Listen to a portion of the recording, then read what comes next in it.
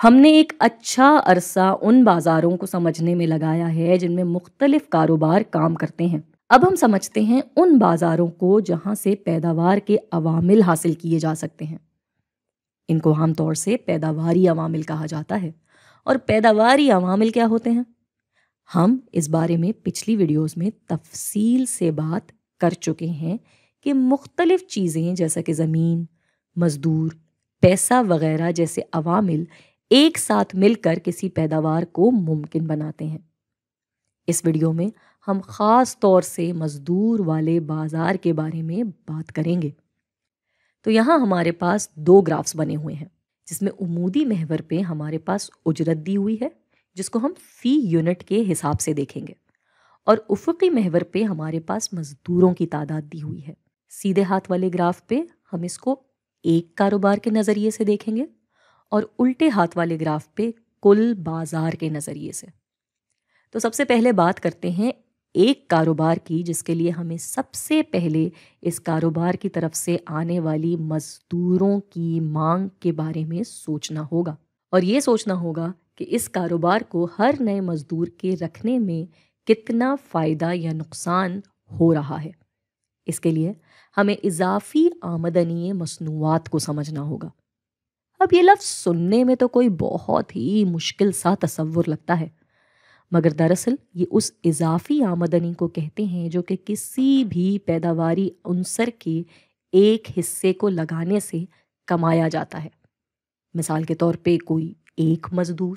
اس کو مزید سمجھتے ہیں اس ٹیبل کی مدد سے، جہاں پہ ہم نے لکھ دیا مزدور، پھر پیداوار، اور پھر آیا اضافی مصنوعات فی مزدور۔ یہاں اگر ہمارے پاس 0 مزدور ہوئے تو پیداوار بھی 0 ہوگی۔ پھر جب ہم نے 1 مزدور رکھا تو ہم 2 یونٹس بنانے لگے، پھر 3 مزدوروں پہ 6 یونٹس۔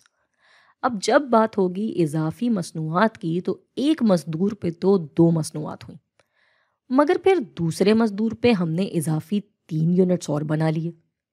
اس کی کافی ساری وجوہات ہو سکتی ہیں، جیسے کہ بہتر کارکردگی، مزدوروں کی آپس میں دوستی وغیرہ وغیرہ، اور اکثر یہ نیچے کو بھی جانے لگتا ہے، مگر ابھی اس بارے میں ہم بات نہیں کریں گے۔ اب ہمیں سوچنا ہے کہ اس سے اس کاروبار کو فائدہ کتنا مل رہا ہے۔ تو اب ہم بات کریں گے اضافی آمدنی کی، جس کو ہم کہتے ہیں کہ مثال کے طور پہ ہے 4 روپے، اور دوسرے مزدور پہ بھی 4 روپے ہی ہے۔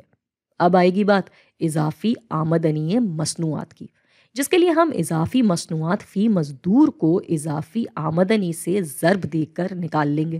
تو یہ پہلا تو بنا 2 سے ضرب دیا 4 کو تو آیا 8، جس کا مطلب یہ ہوا کہ پہلے مزدور پہ ہم نے پیداوار کی 2 یونٹس کی اور آمدنی تھی 4 روپے، تو صرف اس مزدور سے ہم نے کمائے 8 روپے، اور جب ہم نے ایک اور مزدور بڑھا دیا تو ہمیں ملے 12 روپے۔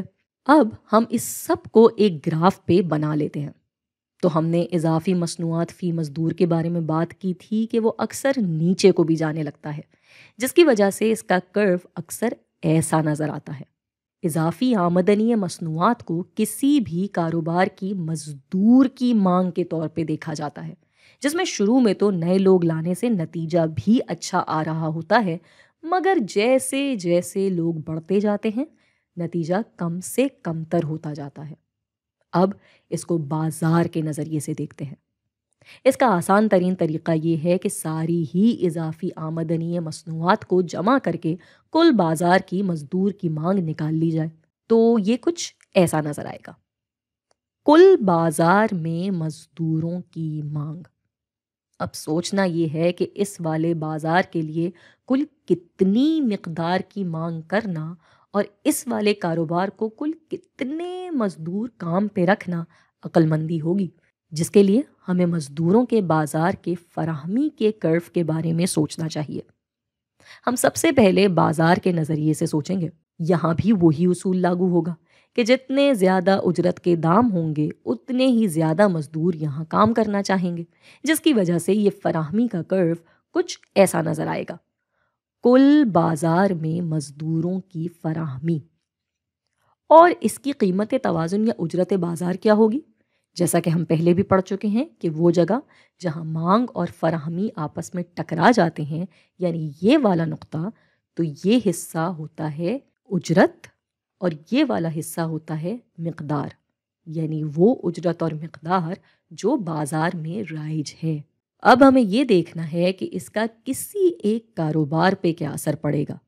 جیسا کہ ہم نے پہلے ہی بات کی تھی کہ ہماری مثال میں یہ ایک بہترین مقابلے والا بازار ہے، جس کی وجہ سے یہ کاروبار خود کوئی اجرت نہیں رکھ سکتا، اس کو اسی اجرت پہ مزدور رکھنا ہوگا جو اجرت بازار میں سب کو مل رہی ہے۔